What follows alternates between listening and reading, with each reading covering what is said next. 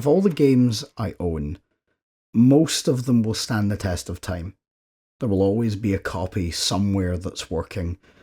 Someone will have the files, or some storefront will have a way for me to rebuy it for that quick nostalgia hit. But also on my shelf are certain games that are stuck in time, forever trapped, either to a particular console or time. Regardless, in some way, they are inaccessible now.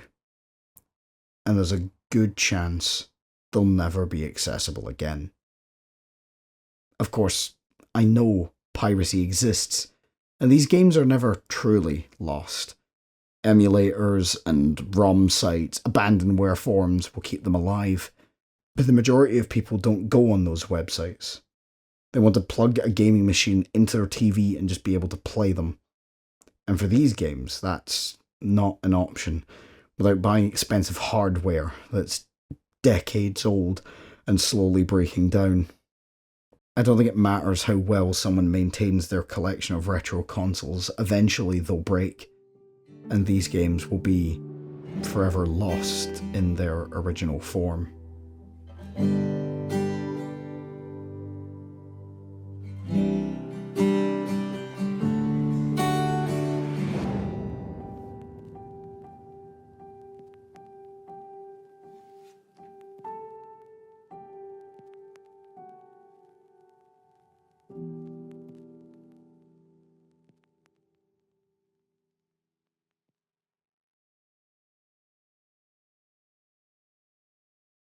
I was thinking about this when one day I was mindlessly staring at my video game shelf. I have games from several consoles, each title organised by alphabetical order, and as I was looking at them, I realised how many of these games can't be bought anymore. The Silent Hill games came to mind first.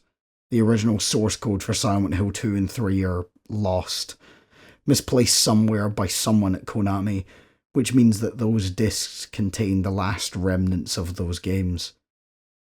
Konami doesn't have a master copy somewhere that they can re-release at any time. This is it. Nowhere can we find the original uncompressed versions of those CG cutscenes or the voice lines for Heather Mason. All we have are the remaining physical copies that still exist. The original Silent Hill fares even worse, I fear. There's never been anything that suggests it could never be re-released, but it seems more unlikely the further away from its release we get.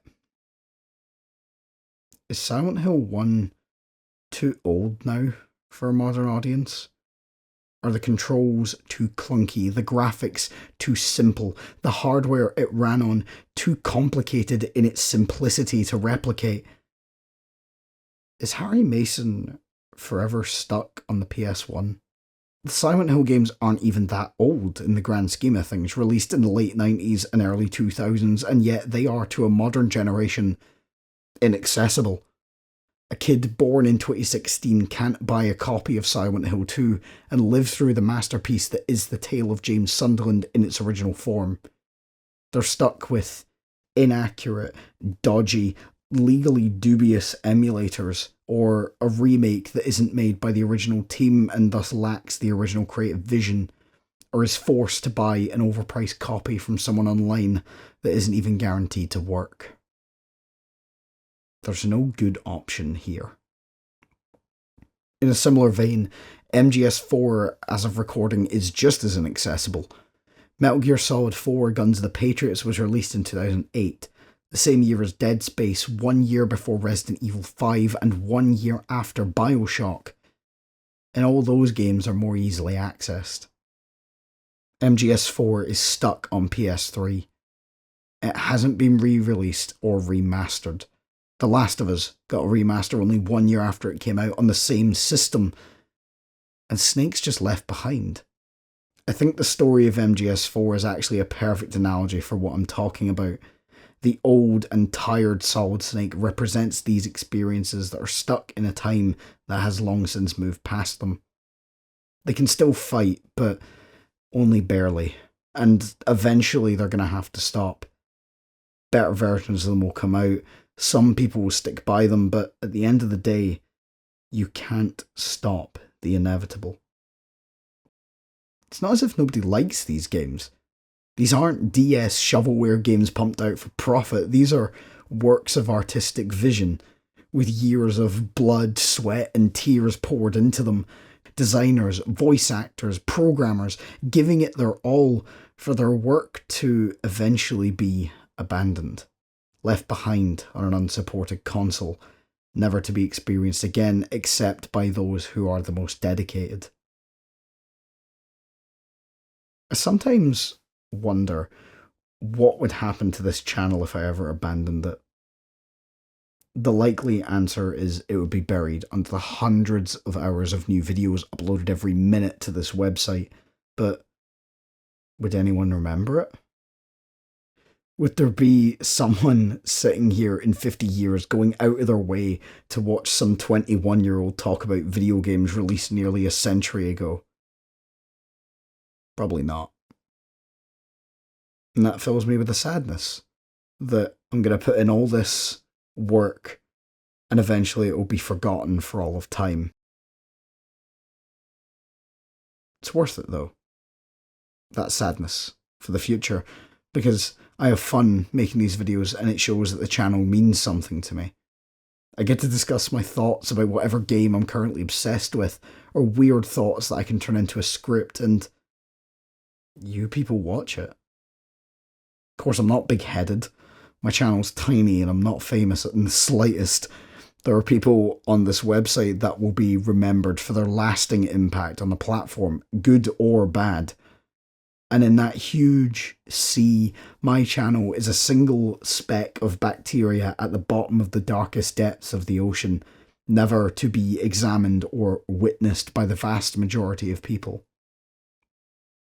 And yet, my videos, should YouTube still be around, 50 years on and buried under mountains of other things, would still be more accessible than Silent Hill and MGS4 are today.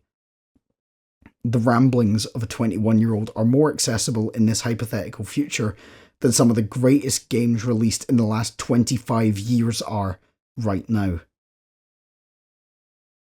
I can't be the only one bothered by this. Surely the people that worked on these games would love for more people to appreciate what they poured years of their life into. The same way I want people to watch my videos, Kojima probably wants more people to try and figure out the meaning of MGS4.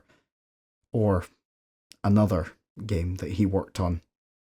The games I've spoken about are still technically playable. You can buy a PS3 or a PS2 and a copy of MGS4 or Silent Hill 2. But you can't get a copy of PT anymore. An entire experience with its own unique feel and vibe. Lost. Unless you never uninstalled it from your PS4, you can never play PT again.